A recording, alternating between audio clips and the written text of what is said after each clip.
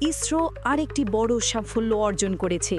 রবিবার ২রা নভেম্বর ২০২৫ তারিখে ভারতীয় মহাকাশ গবেষণা সংস্থা শক্তিশালী LVM-3M5 রকেট ব্যবহার করে শ্রীহরিকোটা থেকে ভারতীয় মাটি থেকে উৎক্ষেপিত সবচেয়ে ভারী যোগাযোগ উপগ্রহ ৪,৪১০ কেজি ওজনের CMS-03 বা GSAT-7R সাফল্যের সাথে উৎক্ষেপণ করেছে।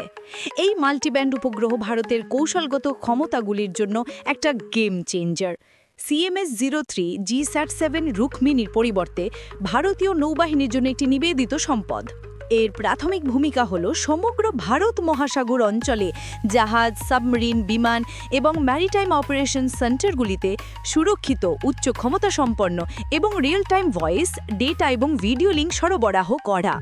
সমুদ্র নজরদারি এবং নিরাপত্তার জন্য এই শক্তিশালী জ্যাম প্রুফ যোগাযোগ ব্যাকবোন অত্যন্ত গুরুত্বপূর্ণ। সফল উৎক্ষেপণটি বাহুবলী নামে পরিচিত LVM-3 লঞ্চ ভেহিকলে বর্ধিত পেলোড ক্ষমতা এবং নির্ভরতাকেও যাচাই করে। এই মিশনে গুরুত্বপূর্ণ একটি প্রযুক্তিগত অগ্রগতি দেখানো হয়েছে। C-25 ক্রায়োজেনিক আপার স্টেজ ইঞ্জিনের সফল রি-ইঞ্জিন। এই ক্ষমতা ভবিষ্যৎ জটিল কক্ষপথ মিশন এবং আগন্য গগনযান মানব সমাজ শূন্য ফ্লাইট প্রোগ্রামের জন্য অপরিহার্য। এই ৫০০ কোটি টাকার মিশনটি অত্যাধুনিক মহাকাশ প্রযুক্তির আত্মনির্ভর আত্মনির্ভর আর যেই ভারতের অঙ্গীকারকে তুলে ধরে, যার কৌশলগত প্রতিরক্ষার সুবিধা এবং দূরবর্তী অঞ্চলের জন্য ডিজিটাল কানেক্টিভিটি এবং দুর্যোগ ম্যানেজমেন্টের মতো সমর্থন বহন করে।